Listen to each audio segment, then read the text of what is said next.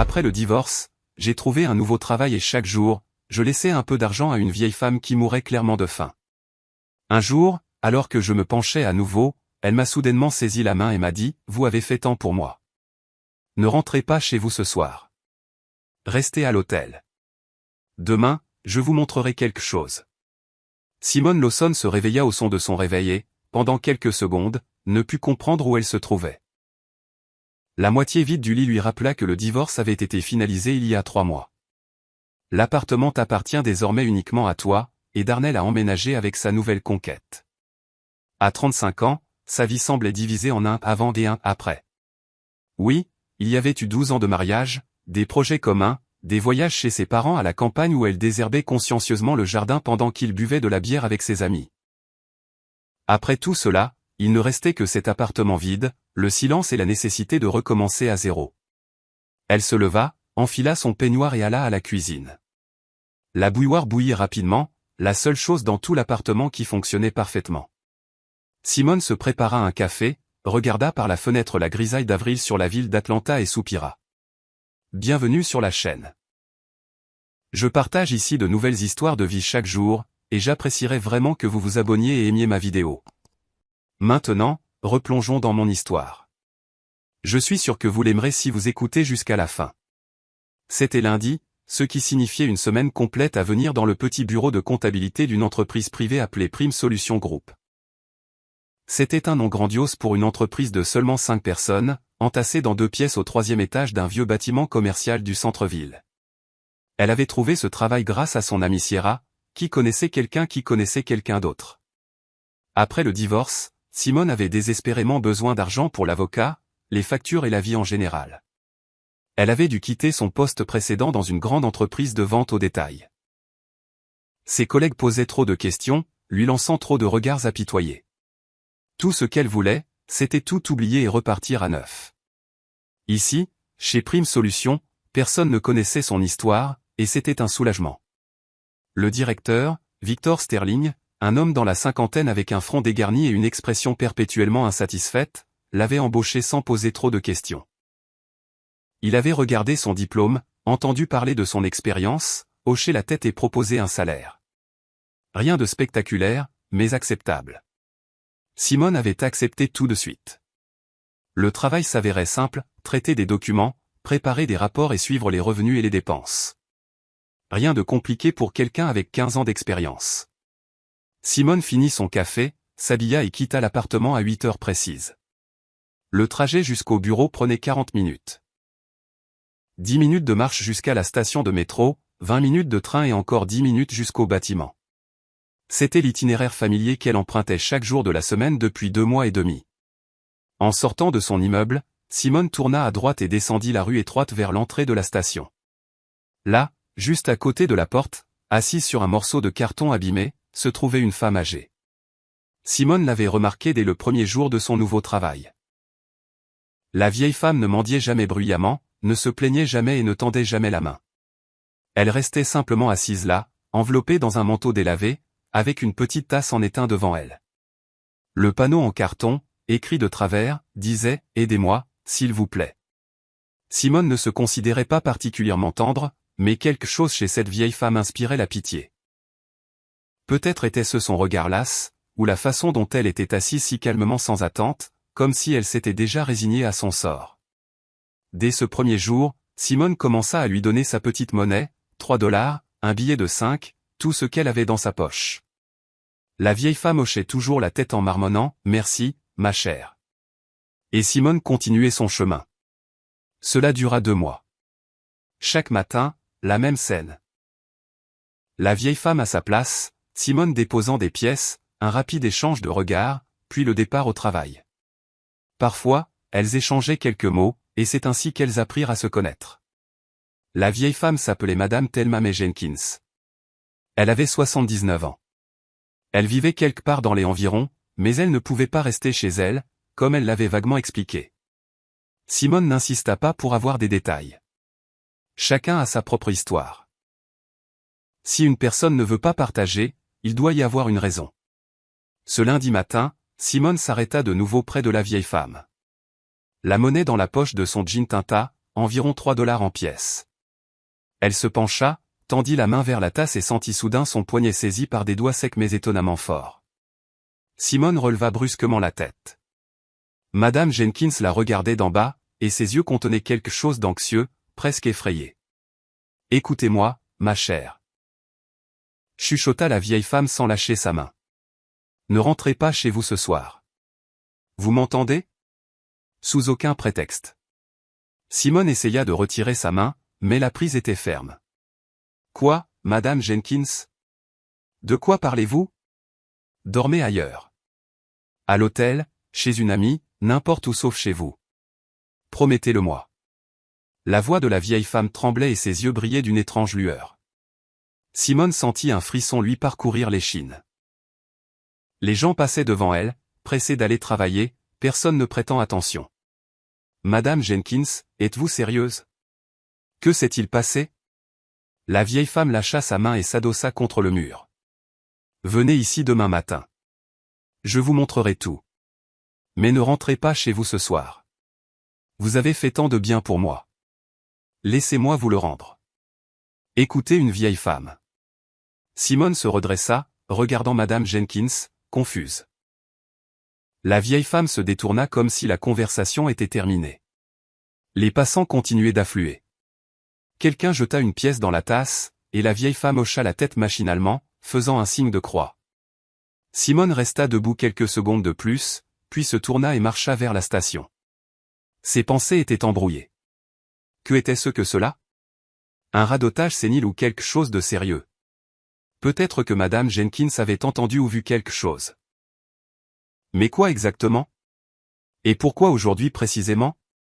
Tout le long du chemin vers le bureau, Simone repassa l'étrange conversation dans sa tête. Entrant dans le bâtiment commercial, elle prit l'ascenseur jusqu'au 3e étage et poussa la porte marquée Prime Solution Group. Kayla, la secrétaire, une jeune femme dans la vingtaine qui passait le plus clair de son temps sur son téléphone, était assise à la réception. « Salut », marmonna Kayla sans lever les yeux de son écran. « Salut », répondit Simone en entrant dans son minuscule bureau. La journée de travail commença comme d'habitude. Facture, bordereau d'expédition, rapport de rapprochement. La routine la calmait habituellement, mais aujourd'hui, cela n'aidait pas. Les mots de la vieille femme résonnaient avec insistance dans sa tête, « Ne rentrez pas chez vous. Dormez ailleurs. » Vers midi, Simone décida de faire une pause et sortit dans le couloir pour prendre de l'eau à la fontaine. Elle y croisa l'agent de sécurité, Kevin Barnes, un homme dans la quarantaine avec une mâchoire carrée et une coupe en brosse. Il ne travaillait ici que depuis environ 1 mois et demi, et Simone lui parlait rarement, sauf pour dire bonjour. « Il fait chaud aujourd'hui », remarqua Kevin en s'approchant de la fontaine après elle. « Ouais, le printemps est arrivé tôt cette année », acquiesça Simone en versant de l'eau dans sa tasse. Kevin remplit sa tasse et demanda soudain. « Dites, dans quel quartier vivez-vous » La question la prit au dépourvu. Simone se tendit. « Pourquoi demandez-vous » ? « Oh, juste par curiosité. Le trajet est long. » « Ça va. Le train est tout près. » Elle évita de donner son adresse. Quelque chose dans cette question semblait étrange. Kevin hocha la tête, but son eau et retourna à son poste près de l'entrée. Simone resta dans le couloir, tenant sa tasse et le regardant s'éloigner. Pourquoi s'intéressait-il soudainement à son lieu de résidence ? Il ne se parlait presque jamais auparavant, et son intérêt soudain semblait suspect. De retour dans son bureau, Simone essaya de se concentrer sur son travail, mais ses pensées revenaient sans cesse à la conversation matinale avec Madame Jenkins. À l'heure du déjeuner, elle s'était presque convaincue que tout cela était ridicule, les fantasmes d'une femme âgée, et qu'elle ne devrait pas y prêter attention. Mais l'anxiété ne la lâchait pas. À 15 heures, Victor Sterling entra. Le directeur avait l'air préoccupé, tenant un dossier de documents. « Simone, j'ai une question pour vous », commença-t-il en tirant une chaise face à son bureau. « Ces factures de mars. Les avez-vous vérifiées » Simone prit le dossier et feuilleta les documents. C'étaient des relevés standards de travaux effectués qu'elle avait traités le mois précédent. « Oui, je l'ai fait. »« Pourquoi ? Qu'est-ce qui ne va pas ? » Il n'y a pas de signature des clients sur 3 des relevés. Les avez-vous vus ? Simone fronça les sourcils, regardant attentivement les documents. Victor avait raison. 3 relevés manquaient de signature client. C'était étrange. Elle vérifiait toujours ce genre de choses. Non, je n'avais pas remarqué ça. Quand je les ai reçus, les signatures y étaient. Je m'en souviens parce que je les ai spécifiquement recoupées avec le grand livre. Le directeur se frotta la nuque. HM. D'accord. Peut-être que je confonds les choses. Merci. Il partit et Simone resta assise à fixer la porte fermée. Quelque chose clochait définitivement. Elle se souvenait clairement avoir vérifié ses relevés et les signatures étaient bien là. Aurait-elle pu faire une erreur? Peu probable. Avec 15 ans d'expérience en tant que comptable, elle avait appris à être méticuleuse. Le reste de la journée se passa sous tension. Simone se surprit à écouter les bruits à l'extérieur de sa porte plusieurs fois, sursautant au bruit de pas dans le couloir. Quand l'horloge afficha enfin 18 heures, elle rassembla ses affaires et quitta le bureau. Il faisait nuit dehors et les lampadaires étaient allumés. Simone marcha vers la station de métro en pilote automatique, suivant son itinéraire habituel, mais soudain elle s'arrêta.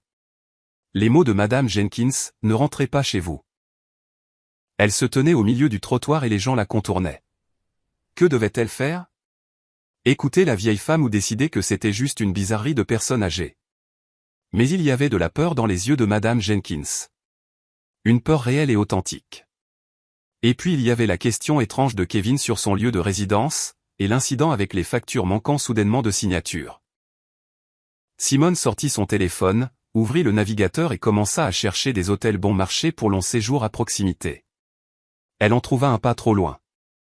Le prix était acceptable. Elle réserva une chambre pour la nuit, paya avec sa carte et marcha jusqu'à l'adresse. L'hôtel était dans un vieux bâtiment sur une rue calme. L'administratrice, une jeune femme endormie aux cheveux roses, lui tendit une clé électronique pour une chambre de 4.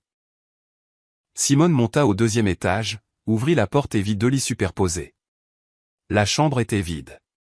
Elle jeta son sac sur le lit du bas, s'assit et fixa le mur. Que faisait-elle?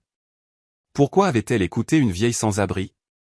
Peut-être aurait-elle dû simplement rentrer chez elle, aller dormir et oublier cette journée étrange. Mais l'anxiété ne la quittait pas.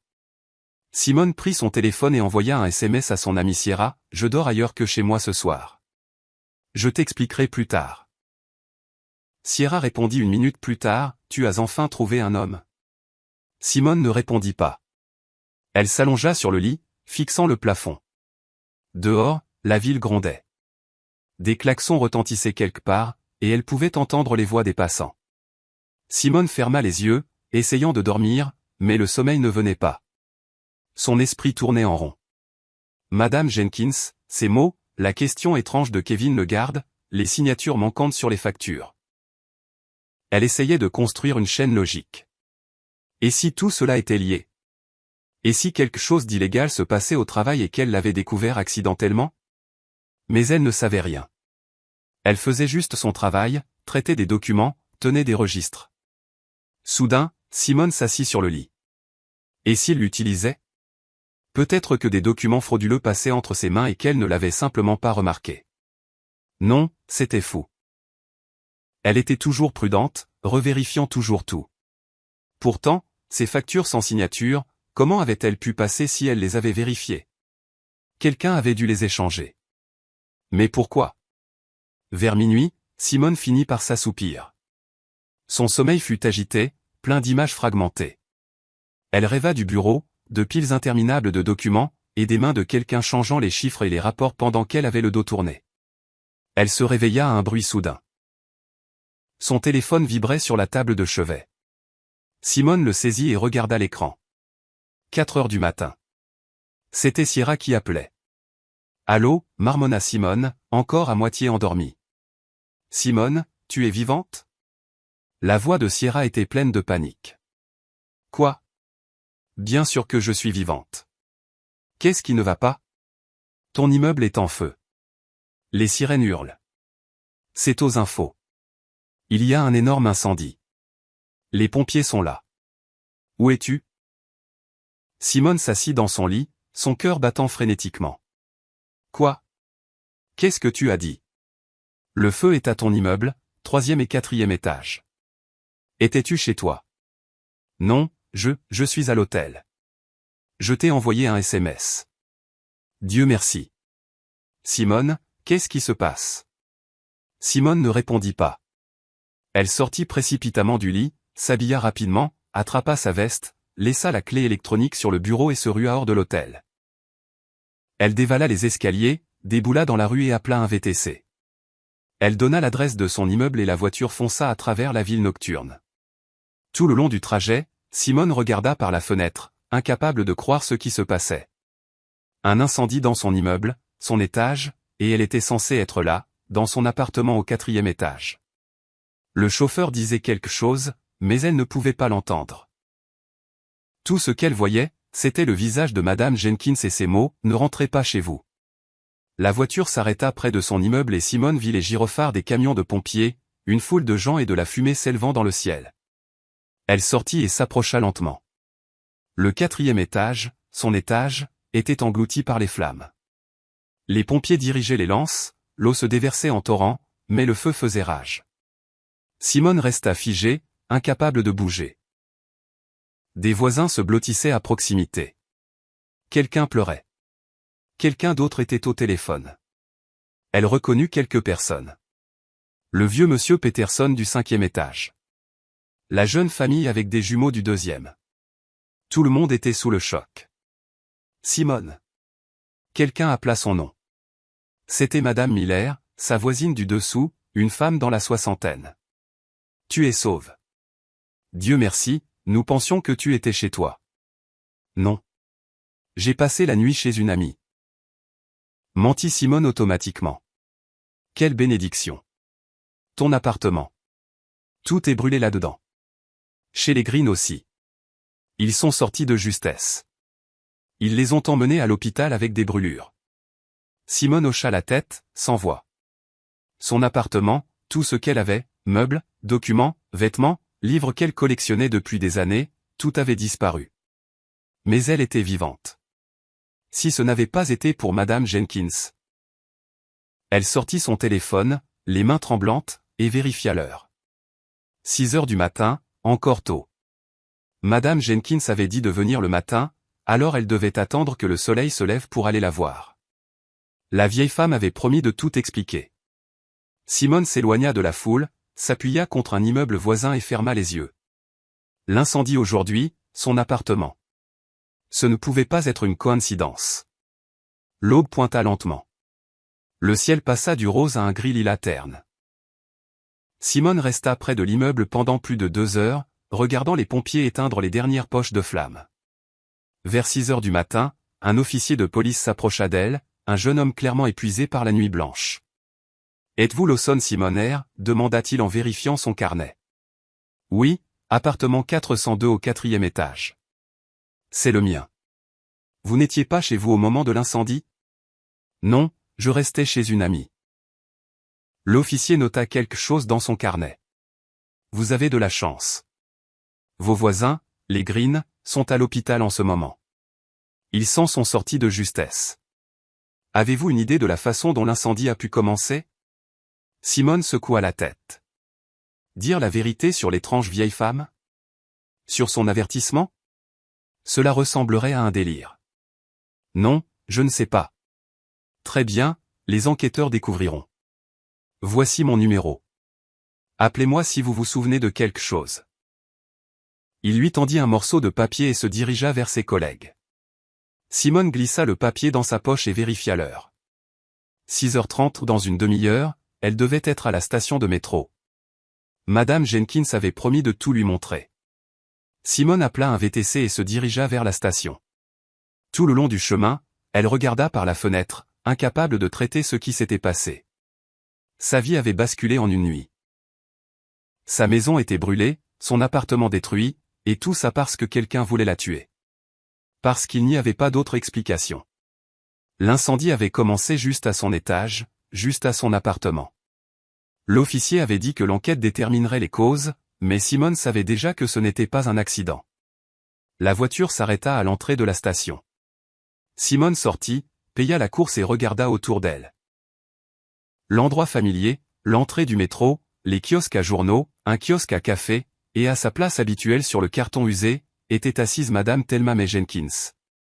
La vieille femme la vit et hocha la tête. Simone s'approcha et s'accroupit près d'elle. Madame Jenkins, je sais, ma chère. Dieu merci, tu as écouté. La voix de la vieille femme était calme, mais ses mains tremblaient. Elle fouilla dans le sac usé à côté d'elle et sortit un téléphone portable bon marché. Tiens, regarde. Simone prit le téléphone. L'écran affichait une photo. La qualité était médiocre. La photo avait clairement été prise de nuit, mais elle pouvait distinguer des choses. L'allée arrière d'un immeuble, mal éclairée par un seul lampadaire. 2 hommes se tenaient près de l'entrée de son immeuble tard dans la nuit. C'est mon immeuble, chuchota Simone, reconnaissant la silhouette familière. C'est ça, ma chère. Ils étaient là avant-hier soir. Et la nuit dernière vers 22 heures, je dormais dans la cage d'escalier de l'immeuble voisin, je suis sorti prendre l'air, et j'ai vu 2 hommes ramper vers ton immeuble. L'un d'eux avait un bidon d'essence. J'ai su tout de suite que quelque chose n'allait pas. J'ai sorti le téléphone et pris des photos. Ils sont allés au sous-sol, sont restés environ 15 minutes, puis sont sortis avec un autre bidon. Ils ont monté les escaliers de l'immeuble, puis ont couru dehors avec les bidons et ont disparu derrière la maison. Puis le feu a commencé. J'ai frappé à toutes les portes et crié au feu. Quelqu'un a appelé les pompiers. Simone fit défiler quelques photos de plus. Les hommes sortant du sous-sol. L'un ajustait sa veste. Le second regardait autour de lui. Et sur l'un des clichés, quand l'homme se tourna vers le lampadaire, son visage était discernable. C'était Kevin Barnes, l'agent de sécurité de son bureau. Simone sentit un froid glacial la traverser. Je le connais, réussit-elle à dire. Il travaille comme gardien dans mon entreprise. Madame Jenkins hocha la tête. Je m'en doutais. Il traînait autour de ton immeuble depuis quelques soirs pour une raison. Et il a dit ton nom. Il a dit, ce sera la fin de Simone demain. Tout sera fini. Tu sais quelque chose, ma chère, puisqu'ils ont décidé de se débarrasser de toi. Mais je ne sais rien. Simone serra le téléphone dans sa main. Je suis juste comptable. Je m'occupe des documents. Alors il y a quelque chose dans ces documents. Quelque chose qui ne les laissera pas tranquilles. Réfléchis, ma chère. As-tu vu quelque chose que tu n'aurais pas dû ou poser une question que tu n'aurais pas dû?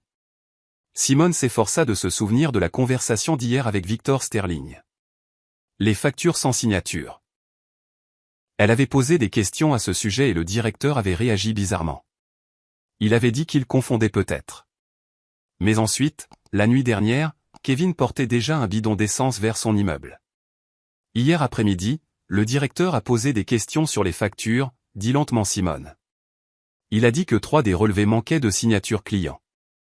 Je lui ai dit que quand je les ai reçus, les signatures y étaient.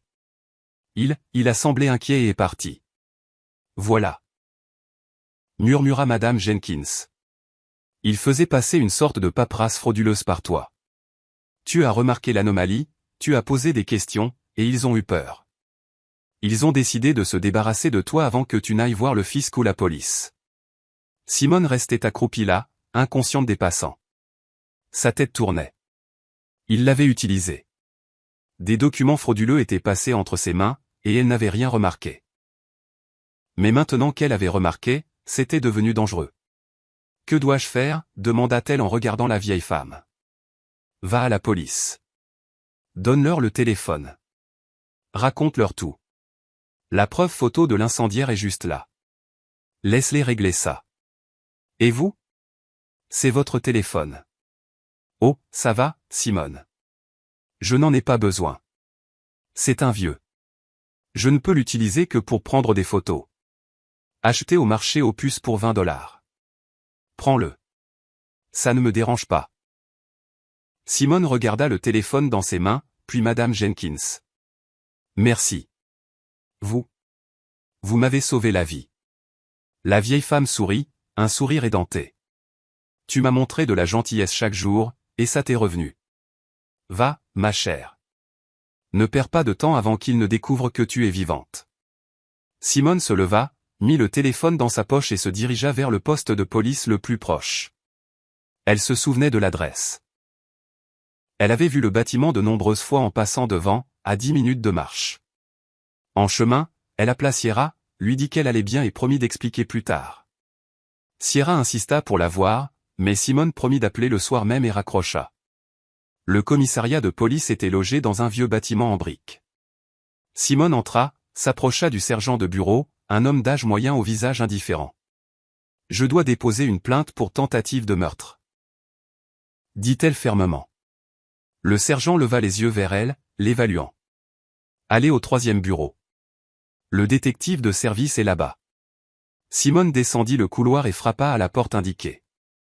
Une voix de l'intérieur dit « Entrez ».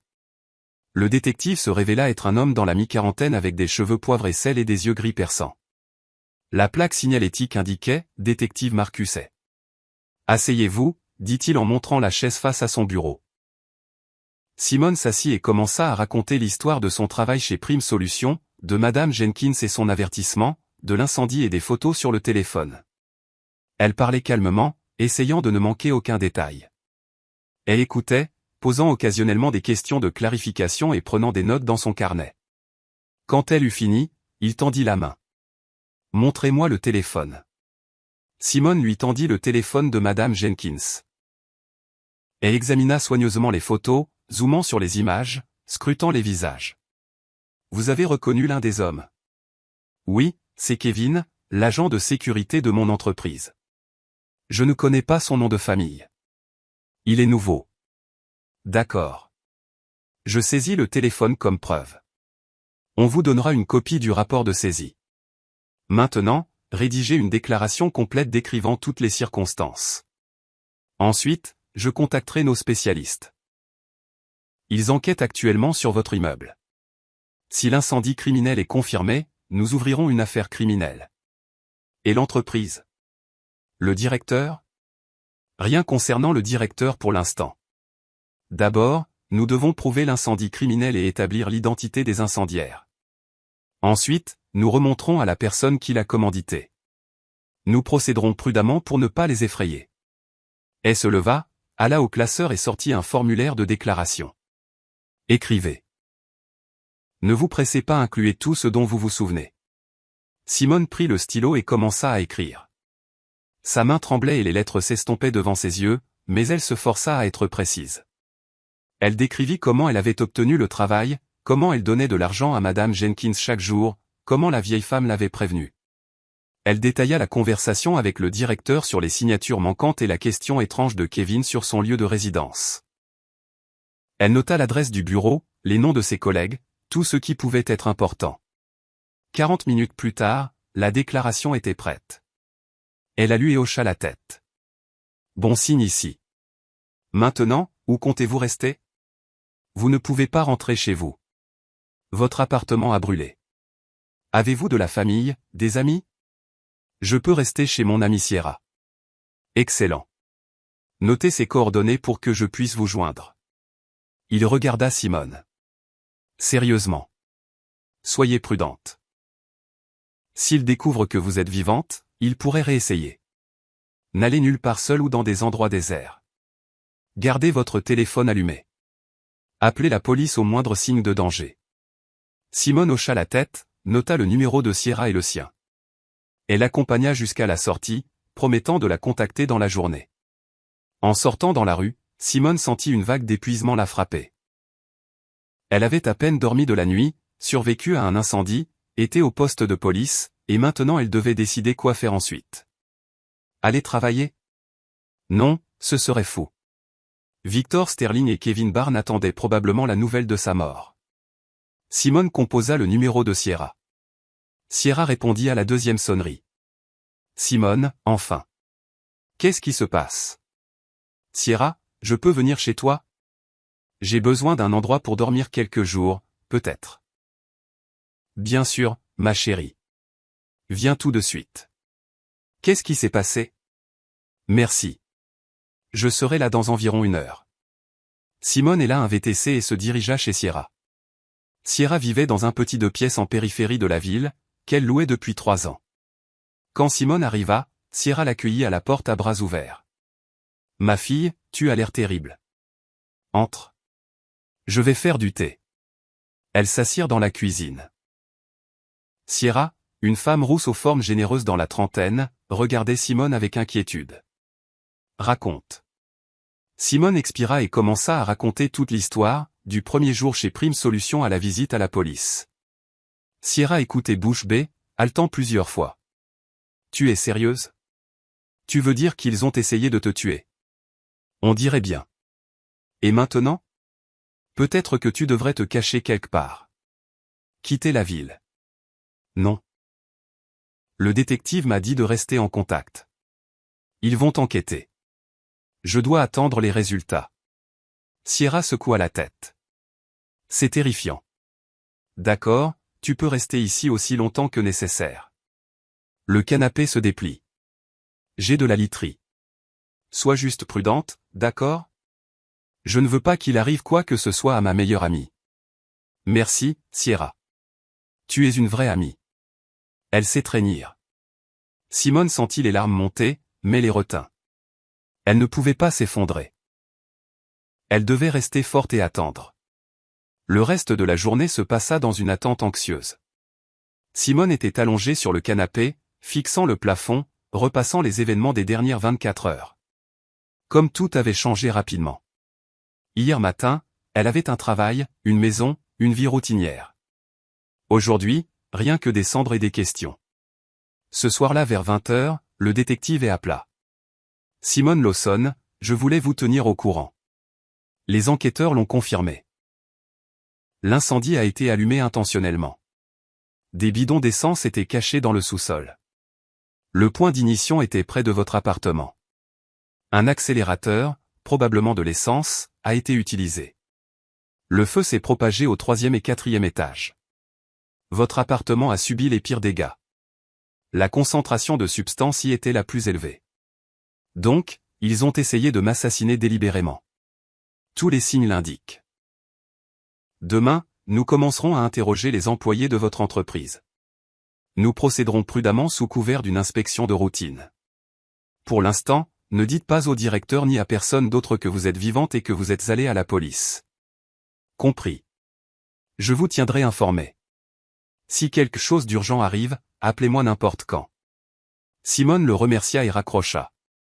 Sierra était assise à proximité, attendant nerveusement la fin de l'appel. Eh bien, incendie criminel confirmé. La police commence son travail. Écoute, peut-être que tu devrais vraiment allécher de la famille, comme tes parents. Mes parents ne sont plus là. Ma mère est décédée il y a 5 ans. Je ne connais pas mon père. Pas d'autres parents non plus. Alors reste ici. C'est plus sûr ensemble. Elle a l'air se coucher tard. Simone, allongée sur le canapé, écoutait Sierra se tourner et se retourner dans son lit et ne pouvait pas dormir. Les pensées se bousculaient. Que se passerait-il demain? Que dirait Victor Sterling quand il découvrirait qu'elle était vivante? Et Kevin, comment réagirait-il? Le lendemain matin, mercredi, Simone fut réveillée par le son d'un SMS. C'était Kayla, la secrétaire du travail. Simone Lawson, c'est Kayla, la secrétaire de Prime Solutions. Pourquoi n'êtes-vous pas venu travailler? Victor Sterling demande. Simone se figea. Que devait-elle faire? Répondre ou ignorer? Kayla, j'ai eu une urgence. Mon immeuble a brûlé. Je ne peux pas travailler pour le moment, écrivit Simone. Quoi? Sérieusement? Oh mon Dieu. Vous allez bien, fut la réponse. Je vais bien. Dis à Victor Sterling que je prends quelques jours de congé pour m'occuper des papiers et du logement. D'accord, je lui dirai. Je suis désolé d'entendre ça. Tiens bon. Simone posa le téléphone et regarda Sierra, qui se tenait dans l'embrasure de la porte avec une tasse de café. C'était qui? Le travail. Ils demandent pourquoi je ne suis pas venu. Et tu leur as dit? Tu ne penses pas qu'ils vont commencer à te chercher maintenant? Je leur ai parlé de l'incendie, mais pas du fait que je sais que c'était criminel. Sierra hocha la tête, lui tendant la tasse. Bois ça, et voyons la prochaine étape. Mercredi était couvert. De lourds nuages obscurcissaient le ciel. Simone était assise dans la cuisine de Sierra, buvant sa 3e tasse de café et essayant d'organiser ses pensées. 2 heures s'étaient écoulées depuis le message de Kayla, et pendant ce temps, Simone réalisa une chose. Elle ne pouvait pas rester assise à ne rien faire. Elle devait agir. « Écoute », dit Sierra en entrant dans la cuisine avec son ordinateur portable. « Je pensais, tu as dit que le directeur avait posé des questions sur les signatures manquantes sur les factures. As-tu des copies de ces documents ?» Simone fronça les sourcils. « Ils sont au bureau sur mon ordinateur de travail, mais je ne peux pas y aller maintenant. » « Et tes emails ? Tu t'es envoyé des fichiers ? » « Je le faisais parfois, oui, par commodité. Pour pouvoir vérifier des choses à la maison si quelque chose ne correspondait pas. Alors vérifie tes emails. Peut-être qu'il y a quelque chose dedans. » Simone prit l'ordinateur portable, ouvrit sa boîte de réception et fit défiler les emails des 3 derniers mois. En effet, elle s'était transféré plusieurs fois des documents, des feuilles de calcul, des rapports et des factures. Elle ouvrit les fichiers un par un, examinant le contenu. La plupart des documents semblaient standards, mais un fichier attira son attention. C'était le rapport de mars qu'elle avait préparé pour Victor Sterling. Simone l'ouvrit et parcourut les lignes. Dépenses et revenus normaux de l'entreprise, loyer du bureau, salaire des employés, achat d'équipement. Attends. Simone se concentra sur un élément. Service de conseil. Vector Consulting LLC. 87 000 $. Presque 100 000 $ pour du conseil. Simone fronça les sourcils. Elle se souvenait avoir traité ce paiement elle-même. À l'époque, il lui semblait étrange qu'une petite entreprise comme Prime Solutions dépense autant pour du conseil, mais Victor Sterling avait insisté, disant que c'était un partenariat important. Sierra, regarde. Simone tourna l'ordinateur vers son ami. Ce montant, presque 100 000 $ pour une sorte de service de conseil. Ça ne te paraît pas bizarre ? Sierra plissa les yeux, regardant l'écran. Bizarre. C'est suspect. Pour une petite entreprise, c'est une somme énorme. C'est quoi Vector Consulting ? Je ne sais pas. J'ai juste traité le paiement sur la base des papiers. Cherchons-les en ligne. Sierra prit l'ordinateur et tapa le nom de l'entreprise dans le moteur de recherche. Les premiers résultats montrèrent plusieurs entreprises avec ce nom, mais aucune ne correspondait au numéro d'identification fiscale sur les documents de Simone. Sierra fronça les sourcils et essaya de chercher directement avec le numéro fiscal. D'accord, regarde. Voici le numéro fiscal. Vector Consulting LLC a été enregistré il y a 2 ans. Adresse légale. Sierra fit une pause, lisant les informations. Un bureau dans un immeuble résidentiel en périphérie. Directeur, un gars nommé Gary Thompson. Type d'activité, service de conseil. Pas de site web, pas de numéro de téléphone listé. Une société écran, conclut Simone. On dirait bien. Regarde, le capital initial est de 10 000 $, le minimum. Pas d'actifs réels. C'est un schéma classique de blanchiment d'argent. L'argent est transféré soi-disant pour des services, mais en réalité, il est juste sorti des revenus de l'entreprise. Simone fronça les sourcils. Donc, il faisait vraiment passer des transactions frauduleuses par elle. Victor Sterling l'avait utilisé comme comptable pour traiter de faux documents, et elle ne s'était doutée de rien. Et quand elle avait commencé à poser des questions sur les signatures manquantes, il avait paniqué à l'idée qu'elle découvre tout le stratagème et avait décidé de se débarrasser d'elle. « Je dois donner ça au détective », dit Simone en sortant son téléphone. Elle appelait. Il répondit immédiatement. Simone Lawson, quelque chose ne va pas ? Détective, j'ai trouvé quelque chose dans mes documents. Un paiement suspect de près de 100 000 $. La société bénéficiaire ressemble à une société écran.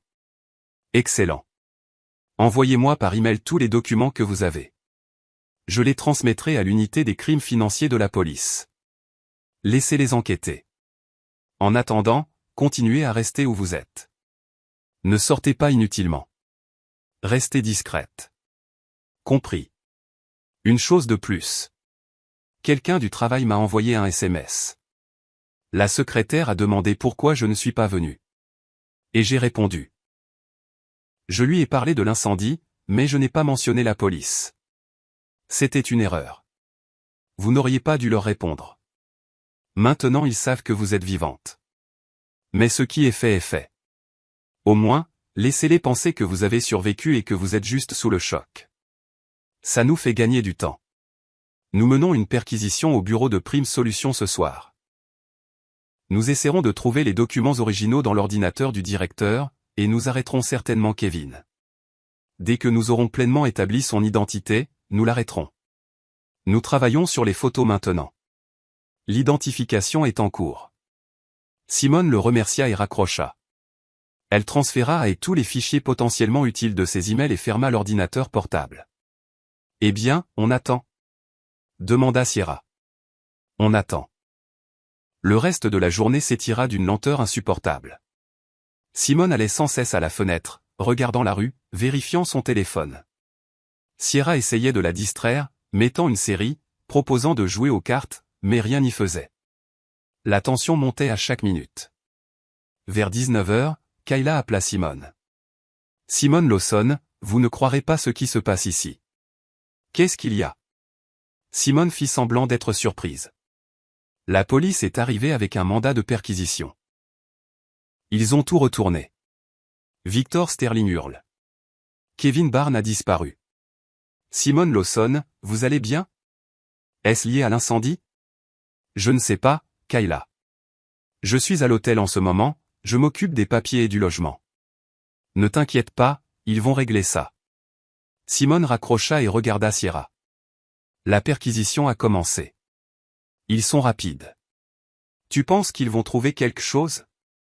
Je l'espère. Une demi-heure plus tard, et à plat. Simone Lawson. Bonne nouvelle. Nous avons saisi l'ordinateur du directeur et tous les documents financiers de l'année dernière. L'analyse préliminaire montre que des transactions frauduleuses totalisant environ 500 000 $ ont transité par votre entreprise. L'argent a été canalisé via plusieurs sociétés écrans, dont Vector Consulting LLC. Et Kevin, nous l'avons identifié. Kevin Barnes, déjà condamné pour vol à main armée, libéré il y a 3 ans, et embauché par Sterling comme sécurité. Nous le cherchons maintenant. Il n'était pas à son appartement. Il a été mis sur la liste des personnes recherchées. Donc, il s'est enfui, probablement. Ou Sterling l'a prévenu quand nous sommes arrivés. Mais nous le trouverons. C'est une question de temps. Vous devez encore être prudente. Barnes est dangereux. S'il découvre que vous êtes vivante et que vous témoignez contre lui, il pourrait essayer de s'en prendre à vous. Simone déglutit. Un frisson lui parcourut l'échine. Et Victor Sterling? A-t-il été arrêté? Pas encore. Nous l'avons emmené pour interrogatoire.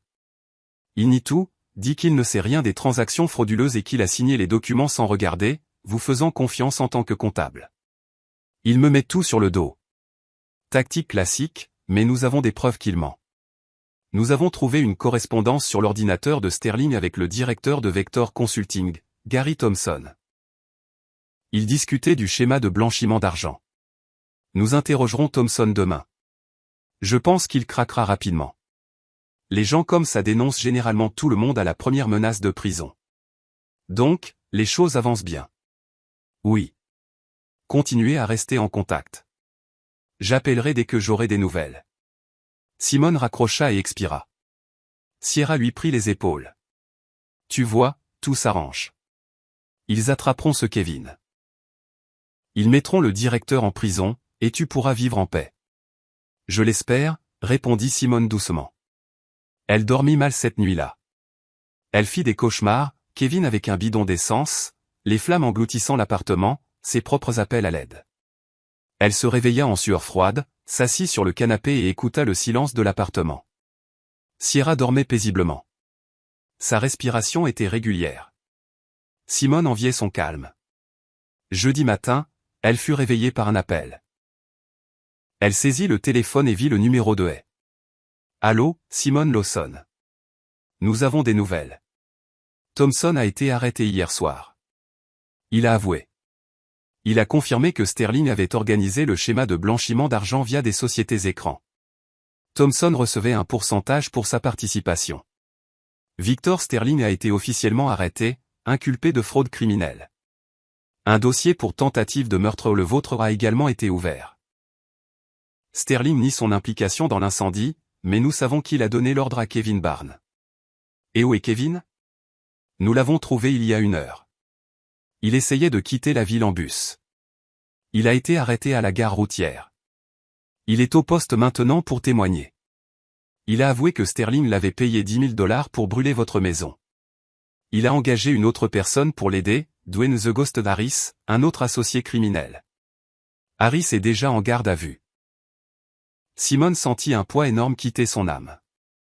Donc c'est fini. Ils ont attrapé tous les suspects principaux. Oui, l'enquête est en cours. Nous rassemblons des preuves et préparons le dossier.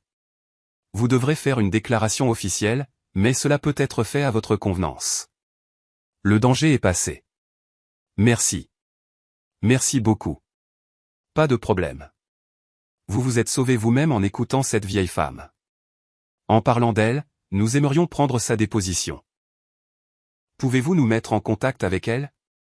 Simone réfléchit un instant. Elle s'assoit généralement près du métro à la station de Cature chaque matin. Mademoiselle Thelma May Jenkins. Excellent. Nous la trouverons. Merci encore pour votre coopération. Prenez soin de vous. Et raccrocha. Simone posa le téléphone et couvrit son visage de ses mains. Les larmes coulaient, des larmes de soulagement, d'épuisement et de tout ce qu'elle avait enduré. Sierra s'approcha et l'étreignit. Qu'est-ce qui s'est passé? Mauvaise nouvelle? Non. Simone sanglota. Bonne nouvelle. Ils les ont tous attrapés. C'est fini. Sierra la serra fort. Ils sont là. C'est bien. Tout ira bien. Elles restèrent ainsi quelques minutes jusqu'à ce que Simone se calme. Puis elle se lava le visage, but de l'eau et se rassit sur le canapé. Tu sais ce qui est étrange, dit-elle en regardant par la fenêtre. Je n'ai travaillé dans cette entreprise que 2 mois et demi, et j'ai failli mourir. Tout ça parce que j'ai posé une question, juste une question sur des signatures manquantes. Tu as fait ce qu'il fallait, dit Sierra. Si tu étais restée silencieuse, ils auraient continué à t'utiliser, et quand le stratagème aurait été exposé, ils auraient tout mis sur toi. Ils auraient dit que toi, la comptable, avais tout organisé. Tu as probablement raison. Simone se leva et alla à la fenêtre. Une journée ordinaire commençait dehors. Les gens se précipitaient au travail, les voitures étaient coincées dans les embouteillages et les enfants jouaient quelque part. La vie continuait quoi qu'il arrive. Sierra, je dois aller voir Madame Jenkins et la remercier. Sans elle, je ne serais pas ici en ce moment. Tu veux que je vienne avec toi? Non, j'irai seul. C'est personnel. Sierra hocha la tête avec compréhension. Sois prudente alors. Simone prit son téléphone, s'habilla et quitta l'appartement. Le trajet jusqu'à la station de Cature prenait environ 20 minutes en train. En chemin, elle réfléchissait à ce qu'elle dirait à Madame Jenkins. Comment remercier quelqu'un qui vous a sauvé la vie? Les mots ne pouvaient l'exprimer. En sortant du métro, Simone regarda l'endroit familier, kiosque, stand, foule de gens. Et là, près du mur sur le carton usé, était assise Mademoiselle Thelma Jenkins dans le même manteau délavé avec la même tasse en étain devant elle. Simone s'approcha et s'accroupit à côté d'elle. Madame Jenkins. La vieille femme leva les yeux et sourit. Ah, ma chère, je vois que tu es vivante et en bonne santé, donc tout s'est arrangé. Oui, ils les ont tous attrapés. Le directeur et le gardien. Grâce à vos photos, vous m'avez sauvé la vie. Madame Jenkins agita la main avec dédain. Oh, ce n'est rien. J'étais juste une femme qui se trouvait au bon endroit au bon moment. Tu t'es sauvée en m'écoutant. Si ça n'avait pas été toi, alors quelque chose d'autre serait arrivé. Le destin est comme ça. Si tu dois survivre, tu survivras. Et si tu dois mourir, tu ne peux pas fuir. L'important, c'est que tu as été gentil avec moi. Tu me lançais de la monnaie chaque jour, tu disais bonjour, tu me traitais comme une personne, pas comme une mendiante. Cette gentillesse t'est revenue. Simone sortit une enveloppe de sa poche. À l'intérieur se trouvaient $500.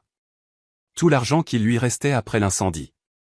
S'il vous plaît, prenez ceci. Ce n'est pas un paiement pour m'avoir sauvé.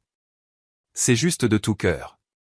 Madame Jenkins regarda l'enveloppe, puis Simone. Ma chère, tu as besoin de l'argent toi-même. Ta maison a brûlé. Ton appartement a disparu. Je recevrai l'argent de l'assurance. Je trouverai un nouveau travail. Vous en avez plus besoin en ce moment. S'il vous plaît, prenez-le. Ne refusez pas. La vieille femme prit lentement l'enveloppe et la glissa dans la poche de son manteau. Merci, ma chère. Que Dieu te bénisse. Tu es une bonne personne. Simone l'étreignit, sentant la vieille femme trembler. Fragile, petite, mais avec un esprit si fort.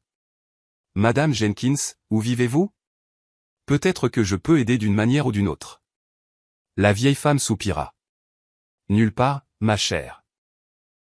Je dors ici, là, dans des cages d'escalier, à la gare routière. Mes enfants m'ont coupé les vivres. Mes petits-enfants ne me connaissent pas. Mon chèque de sécurité sociale est petit. Ce n'est pas suffisant pour un logement. Simone sentit son cœur se serrer. Aimeriez-vous vivre dans une maison de retraite? Vous auriez un toit au-dessus de votre tête, de la nourriture, des soins médicaux.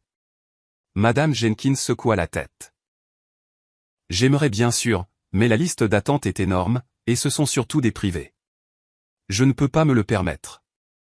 Je vais aider, dit fermement Simone. Je le promets. Dès que j'aurai un peu remis ma propre vie en ordre, je m'occuperai de la vôtre. Vous méritez une vieillesse paisible. La vieille femme la regarda avec gratitude. Tu es un ange, ma chère. Un véritable ange. Elles restèrent assises un peu plus longtemps à parler de choses triviales. Madame Jenkins raconta à Simone comment elle s'était retrouvée à la rue. Son mari était mort il y a 10 ans. Ses enfants avaient déménagé à travers le pays et avaient cessé d'aider. Elle avait dû vendre l'appartement pour payer les dettes de son mari. Simone écoutait, pensant à quel point le monde était injuste. Cette femme avait vécu une longue vie, élevé des enfants et fini à la rue. Madame Jenkins, je vous promets que je ne vous abandonnerai pas, dit Simone en se levant. Je reviendrai quand tout sera réglé, et nous vous trouverons un endroit convenable. Va, ma chère, et sois heureuse. Tu es bonne, et la vie te le rendra avec gentillesse. Simone dit au revoir et retourna vers le métro. Son cœur se sentait chaud. Malgré toutes les difficultés, elle était vivante. Les criminels étaient arrêtés. Et maintenant, elle avait un but, aider la personne qui l'avait sauvée. Les 2 semaines suivantes passèrent en un éclair. Simone fit des dépositions au détective, rencontra un avocat et s'occupa de la demande d'indemnisation pour son appartement brûlé. Le processus fut long et épuisant. La compagnie d'assurance exigeait d'innombrables documents, attestations sur l'honneur et évaluation d'experts. Simone conduisait d'un bureau à l'autre plusieurs fois par jour, collectant la paperasse. Elle restait chez Sierra, et son amie ne se plaignait jamais, même si l'exiguïté était perceptible. Un 2 pièces pour 2 est une épreuve, même pour les meilleurs amis. Mais Sierra était une battante, faisant des blagues, cuisinant le dîner et essayant de garder le moral de Simone au beau fixe. Le vendredi, 2 semaines après l'incendie, et appela Simone. Simone Lawson, j'ai des nouvelles. L'enquête est terminée. Le dossier a été envoyé au tribunal. Victor Sterling est accusé de fraude et de tentative de meurtre. Kevin Barnes et Dwayne Harris sont accusés de tentative de meurtre et d'incendie criminel. Gary Thompson recevra une peine pour complot de fraude.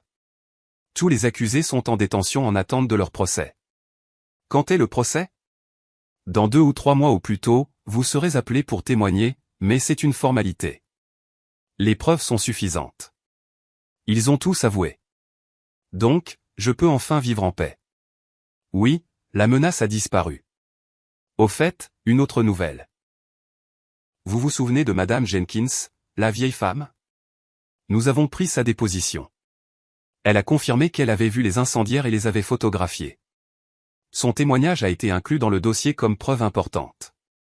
C'est une bonne femme, Madame Jenkins. C'est dommage qu'elle vive dans la rue. J'ai promis de l'aider, dit Simone.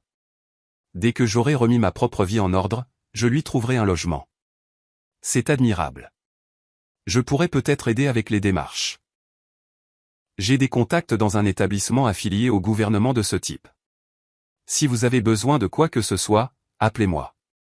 Simone le remercia et raccrocha. Elle s'assit sur le canapé, tenant le téléphone, et pensa à l'avenir.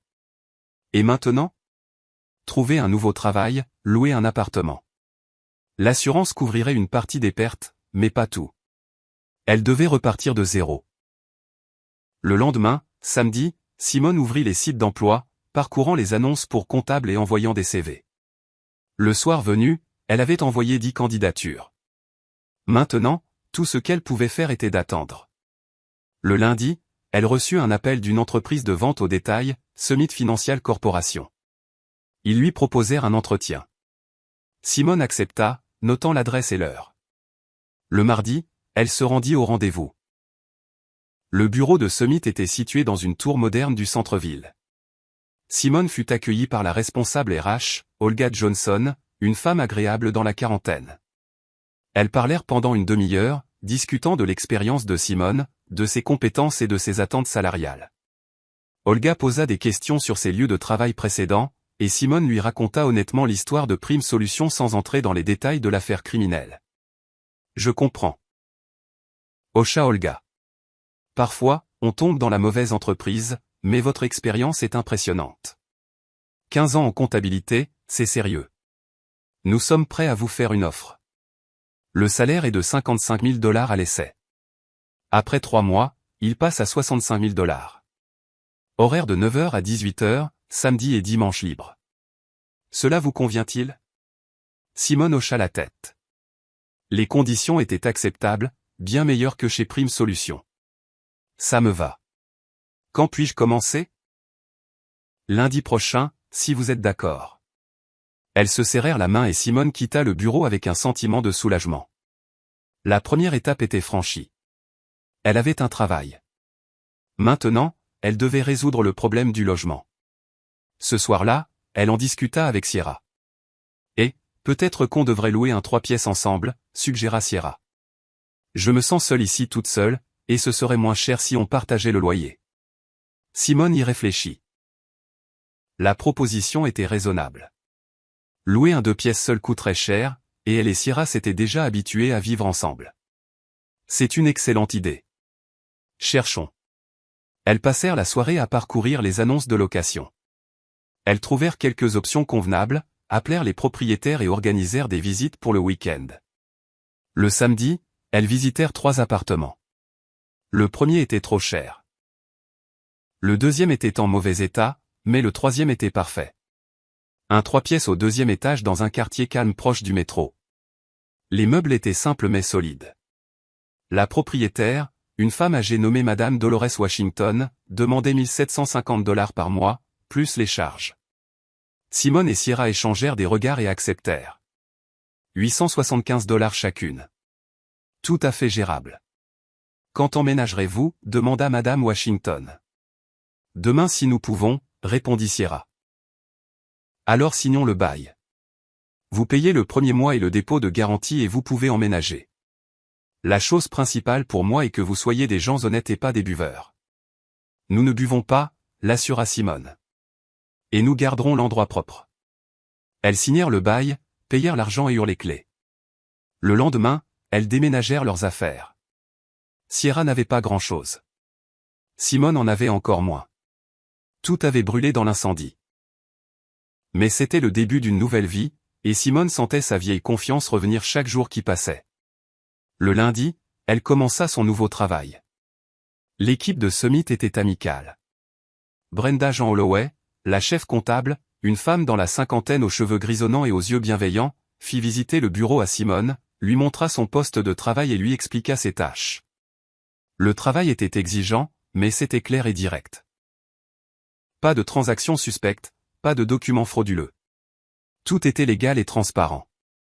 Simone s'immergea dans le travail, vérifiant les comptes, préparant des rapports et réconciliant les factures. La routine était apaisante. Elle restaurait son sens de la stabilité. Ses collègues étaient accueillants. Personne ne posait de questions inutiles sur son emploi précédent. Après une semaine, Simone sentait qu'elle s'installait. Mais les pensées concernant Madame Jenkins occupaient toujours son esprit. Chaque matin, en passant par la station de Cature, Simone s'arrêtait, saluait la vieille femme et lui donnait de l'argent. Pas de la monnaie comme avant, mais 1 ou 2 billets de 100 $. Madame Jenkins la remerciait, demandait comment elle allait et exprimait sa joie pour Simone. « Ma chère, tu as déjà tant fait pour moi, disait la vieille femme. Tu n'as pas besoin de me donner plus d'argent. Vis ta propre vie. Madame Jenkins, j'ai promis de vous aider à entrer dans une maison de retraite, et je vais le faire. Ça prend juste du temps. » Simone commença à chercher des informations sur les maisons de retraite de la ville. Il s'avéra qu'il y en avait des publiques et des privées. Les publiques étaient gratuites, mais la liste d'attente était énorme. On pouvait attendre des années. Les privées étaient chères, commençant à 2500 $ par mois. C'était une somme importante pour Simone, mais elle n'allait pas abandonner. Elle se souvint de l'offre de d'aider avec un établissement public et l'appela, lui rappelant sa promesse. Quelques heures plus tard, il rappela Simone et lui donna le numéro de la directrice d'une maison de retraite en périphérie de la ville. L'établissement s'appelait les Jardins de la Sérénité. Simone s'y rendit et rencontra la directrice, Angela Stone, une femme énergique. La maison semblait propre et bien entretenue. Les chambres étaient lumineuses et la salle à manger sentait la pâtisserie fraîche. Les résidents âgés étaient assis dans la salle commune, regardant la télévision et jouant aux dames. « Nous avons une place, dit Angela. Une chambre individuelle.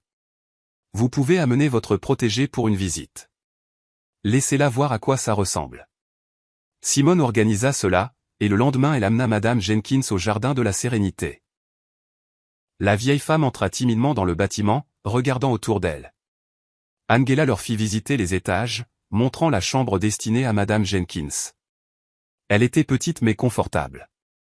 Un lit, une commode, une table de chevet, une télévision et une fenêtre donnant sur le jardin.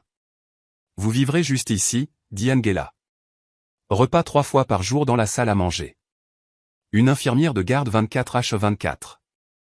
Un médecin fait des tournées chaque semaine. » Madame Jenkins se tenait au milieu de la chambre, des larmes coulant sur ses joues ridées. « Ma chère, c'est comme un rêve. Je n'aurais jamais pu imaginer quelque chose comme ça. » Simone passa son bras autour de ses épaules. « C'est réel, Madame Jenkins. Vous méritez une vieillesse paisible. » La vieille femme renifla et s'appuya contre Simone. « Tu es un ange, un véritable ange de Dieu. Comment pourrais-je jamais te rembourser? Vous m'avez déjà remboursé. Vous m'avez sauvé la vie. Maintenant c'est mon tour de vous aider. » Elles retournèrent au bureau d'Angela et remplirent les papiers. Madame Jenkins pouvait emménager aujourd'hui même. « Je n'ai pas d'affaires, dit la vieille femme. Juste ce que je porte. »« Ce n'est pas grave, répondit Simone. Nous achèterons tout ce dont vous avez besoin. Vêtements, chaussures, articles de toilette. Nous allons faire les magasins tout de suite. » Elles passèrent le reste de la journée à acheter des choses. Simone acheta à Madame Jenkins 2 tenues, un peignoir chaud, des chaussons, une brosse à dents, du savon, du shampoing et des serviettes. La vieille femme était embarrassée, disant que c'était trop, mais Simone n'écoutait pas. Elle pouvait voir les yeux de Madame Jenkins briller de bonheur, et c'était la meilleure récompense. Le soir venu, elles retournèrent au jardin de la Sérénité. Madame Jenkins prit une douche, la première depuis de nombreux mois, et se changea pour mettre des vêtements neufs avec l'aide d'une infirmière. Quand Simone entra dans sa chambre pour dire au revoir, la vieille femme était assise sur le lit, propre, les cheveux peignés, portant un peignoir frais, et souriait. « Ma chère, j'ai l'impression d'être au paradis. Je n'arrive même pas à croire que c'est réel. »« C'est réel, Madame Jenkins. Vivez paisiblement et reprenez des forces. Je viendrai vous voir. Tu es si gentille. Tu sais, j'ai toujours cru que la gentillesse revenait. Quand je me suis retrouvée à la rue, j'ai cru que j'avais tort. Mais non, tu m'as prouvé que j'avais raison. La gentillesse revient toujours, juste pas tout de suite. » Simone embrassa la vieille femme sur sa joue ridée et quitta la chambre. En rentrant chez elle, elle pensa à la façon étrange dont tout s'était passé. Il y a 2 mois, elle était une femme divorcée malheureuse travaillant pour une entreprise douteuse, joignant à peine les 2 bouts. Puis vint l'incendie. Elle faillit mourir et perdit son appartement. Maintenant, elle avait une nouvelle vie et le sentiment d'avoir fait quelque chose de vraiment important.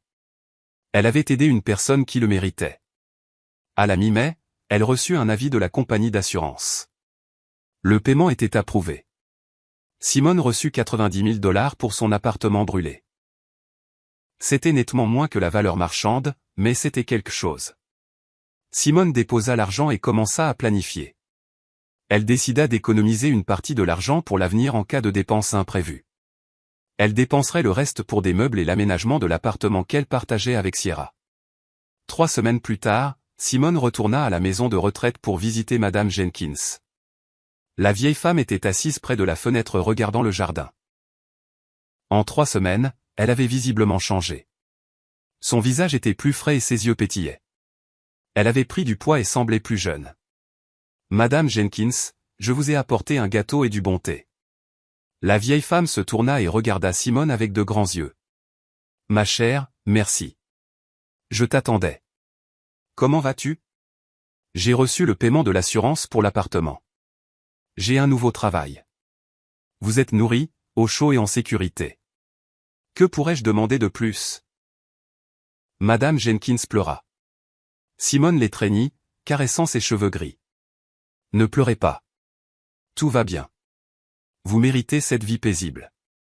Ma chère, je ne sais pas comment te remercier. Tu as restauré ma foi en les gens. Je pensais que le monde était cruel, que personne ne se souciait de personne. Mais tu m'as montré que ce n'est pas vrai. Le monde est divers, Madame Jenkins. Il y a de mauvaises personnes comme Sterling et Barnes, mais il y a de bonnes personnes comme le détective et, comme Sierra. L'important est de ne pas perdre la foi. » Elles restèrent assises ensemble encore 1 heure, buvant du thé avec du gâteau et parlant de la vie. Madame Jenkins raconta des histoires sur sa jeunesse, son mari et ses enfants. Simone écoutait, se sentant réchauffée par les histoires. La vieille femme avait vécu une longue vie pleine de joie et de peine. Mais à la fin de son voyage, elle avait trouvé la paix. Avant de partir, Simone dit, « Madame Jenkins, ne vous inquiétez de rien. Je continuerai à venir comme je l'ai promis. Ma chère, tu en fais trop pour moi. Tu as ta propre vie, tes propres projets. Madame Jenkins, vous m'avez sauvé la vie. Ce n'est pas quelque chose qu'on oublie. Et d'ailleurs, ce n'est pas difficile pour moi. Le travail est bon. Le salaire est décent.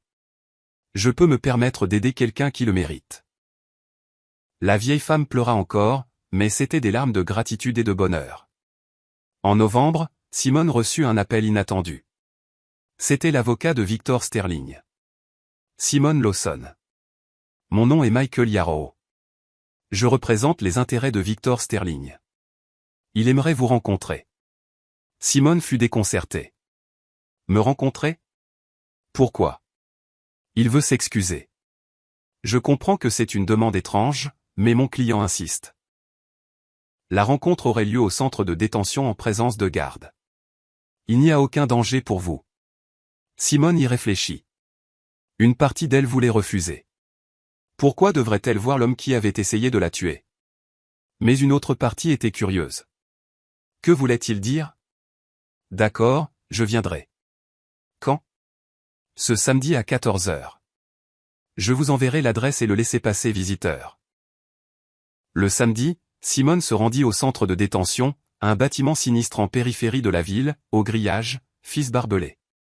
Elle passa la sécurité et fut conduite au parloir, un petit espace avec 2 chaises de part et d'autre d'une table, séparées par une vitre épaisse. Quelques minutes plus tard, Sterling fut amené. Il avait beaucoup changé en 6 mois. Il avait perdu du poids, vieilli, et ses cheveux étaient complètement gris. Il s'assit en face de Simone et décrocha le combiné. La conversation n'était possible que par ce biais. « Bonjour, Simone Lawson, dit-il doucement. « Bonjour, répondit Simone froidement. Merci d'être venu. Je voulais m'excuser. Je sais que ça ne change rien, mais j'avais besoin de le dire. J'avais tort. J'ai fait des choses terribles. J'ai essayé de vous tuer pour couvrir mon crime. C'est impardonnable. C'est un lourd fardeau sur mon cœur, et cela ne me laisse pas de repos. » Simone resta silencieuse, le regardant. « Pourquoi avez-vous fait ça ?» demanda-t-elle finalement. « Pourquoi aviez-vous besoin de ce stratagème avec les sociétés écrans ?» Sterling baissa les yeux. « Les dettes. J'avais des dettes énormes. J'ai contracté des prêts pour démarrer l'entreprise, mais ça a échoué. Les agents de recouvrement ont commencé à me menacer. J'ai paniqué et j'ai commencé à chercher des moyens de gagner de l'argent rapidement. Thomson a proposé le schéma de blanchiment. Je transférais de l'argent à ces entreprises. Ils me rendaient l'argent liquide, en prenant un pourcentage.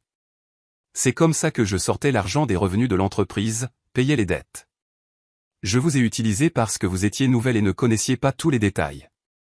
Je pensais que vous ne remarqueriez pas. Mais vous avez remarqué. Vous avez posé des questions sur les signatures manquantes et j'ai eu peur que vous exposiez tout le stratagème. J'ai décidé de me débarrasser de vous. J'ai engagé Barnes. C'était mon erreur. Une énorme erreur impardonnable. Vous avez essayé de me tuer, dit Simone fermement. Me brûler vive. Si ce n'avait pas été pour Madame Jenkins, je serais morte. Je sais. J'y pense tous les jours. Je ne demande pas le pardon. Je ne le mérite pas. Je voulais juste que vous sachiez que j'ai honte. Je réalise ce que j'ai fait. 8 ans de prison, c'est une punition juste, peut-être même trop peu. Simone le regarda et sentit sa colère s'évacuer. Assis devant elle n'était pas un méchant, mais un homme brisé qui avait fait une terrible erreur et payait maintenant pour cela. Je ne peux pas vous pardonner, dit-elle. Mais je vois que vous vous repentez. J'espère que ces années vous apprendront quelque chose. Elles m'apprendront. Je réparerai ma faute pour le reste de ma vie. Merci d'avoir écouté. Simone raccrocha le combiné et quitta la pièce. Dehors, elle prit une profonde inspiration d'air frais. La rencontre avait été difficile, mais nécessaire. Maintenant, elle pouvait mettre un point final à cette histoire et avancer sans amertume ni colère. Décembre apporta la première neige. La ville se transforma, décorée de guirlandes et d'arbres de Noël. Simone et Sierra installèrent un petit sapin dans l'appartement et accrochèrent des guirlandes. La veille du Nouvel An, Simone alla au jardin de la Sérénité pour souhaiter de joyeuses fêtes à Madame Jenkins et lui donner un cadeau. Un plaid chaud et une boîte de chocolat. La vieille femme l'accueillit d'humeur festive. « Ma chère. Bonne année. Je suis si contente de te voir. » Elles s'assirent dans la chambre, burent du thé et parlèrent de leurs projets pour la nouvelle année. Madame Jenkins dit que la maison de retraite préparait un concert de vacances et qu'elle chanterait dans la chorale. « Tu sais, ma chère, je regarde cette dernière année de ma vie comme la plus heureuse, dit-elle. Même si avant, j'étais sans abri, affamée et j'avais froid. Mais tu es apparu, et tout a changé. Tu m'as montré que le monde n'est pas aussi cruel que je le pensais. Qu'il y a des gens gentils qui aident simplement avec le cœur. Vous m'avez aidé aussi, Madame Jenkins. Vous m'avez sauvé la vie sans attendre de récompense, juste parce que j'étais gentil avec vous. Vous voyez comment ça marche? La gentillesse revient. La vieille femme hocha la tête en souriant. Oui, ma chère. Elle revient toujours. Je le savais toute ma vie, mais dans ma vieillesse, j'en ai douté, et tu m'as rappelé cette vérité. Simone l'étreignit, et elles restèrent là à regarder la neige tomber par la fenêtre.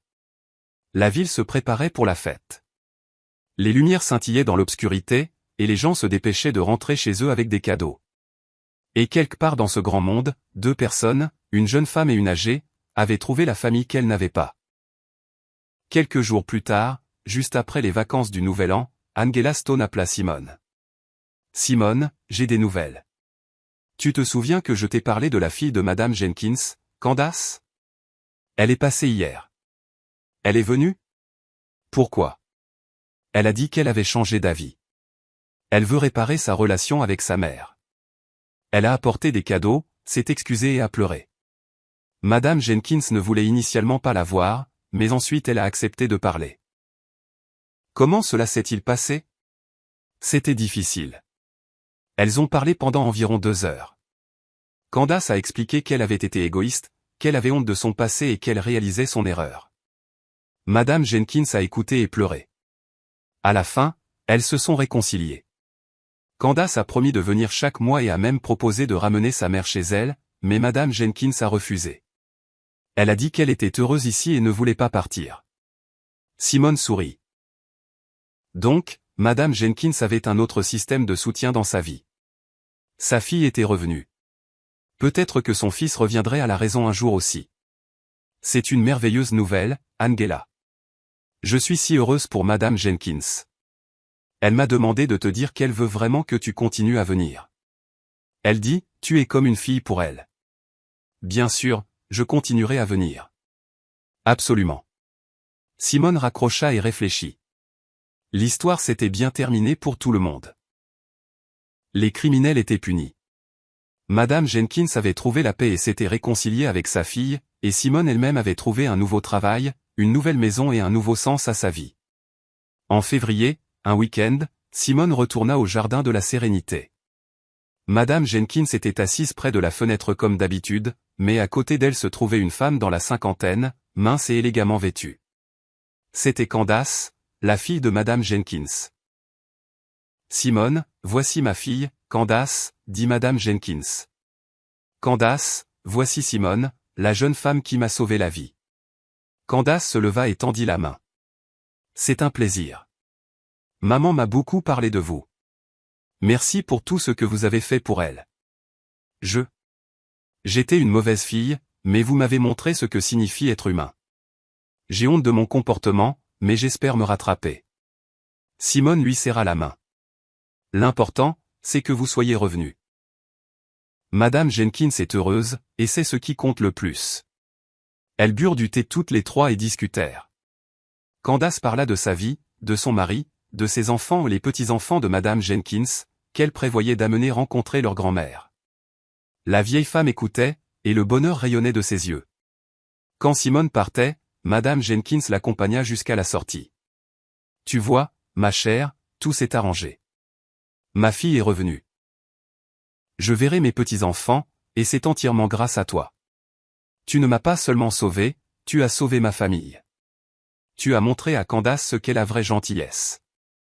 J'ai juste fait ce que je devais faire, Madame Jenkins. Non, ma chère. Tu as fait plus. Tu m'as donné une nouvelle vie, et je te serai reconnaissante pour le reste de mes jours. » Elles s'étreignirent en guise d'adieu. Simone sortit dans la rue et marcha vers l'arrêt de bus. Son cœur se sentait chaud et paisible. La vie continuait, et elle était pleine de sens. Plusieurs mois passèrent encore. Simone continua de travailler chez Summit. Brenda Jean Holloway l'a promue. Elle était maintenant comptable senior. Sierra trouva un petit ami et elle et Simone discutèrent de la possibilité que Sierra emménage avec lui, mais elles décidèrent de ne pas se précipiter. Chaque chose en son temps. En mai, Simone célébra son anniversaire, 36 ans. Sierra organisa une petite fête à l'appartement, invitant collègues et amis. Même Madame Jenkins vint avec Candace. La vieille femme avait l'air merveilleuse, heureuse, entourée d'attention et aimée. Elle porta un toast. « À ma chère Simone, pour m'avoir montré, à moi et à nous tous, que la gentillesse n'est pas morte dans ce monde. Pour m'avoir sauvé sans attendre de récompense, et pour le fait que la gentillesse revient toujours. » Tout le monde leva son verre, et Simone sentit les larmes monter aux yeux. Il y a un an, elle était seule, perdue et ne savait pas quoi faire de sa vie. Maintenant, elle était entourée de gens qui l'aimaient et la valorisaient. Et tout avait commencé par un geste simple. Quelques dollars tombaient dans la tasse en étain d'une vieille femme près de la station de métro. La gentillesse ne revient peut-être pas le jour même, mais elle revient toujours. Je suis vraiment ravi que vous soyez là et que j'ai pu partager mon histoire avec vous. Si vous avez aimé, montrez-le-moi en aimant la vidéo et en vous abonnant à ma chaîne. Voyons combien nous sommes. Écrivez dans les commentaires de quelle ville vous regardez et quelle heure il est. Je suis si curieuse de savoir d'où vous nous écoutez, vous tous, gens merveilleux.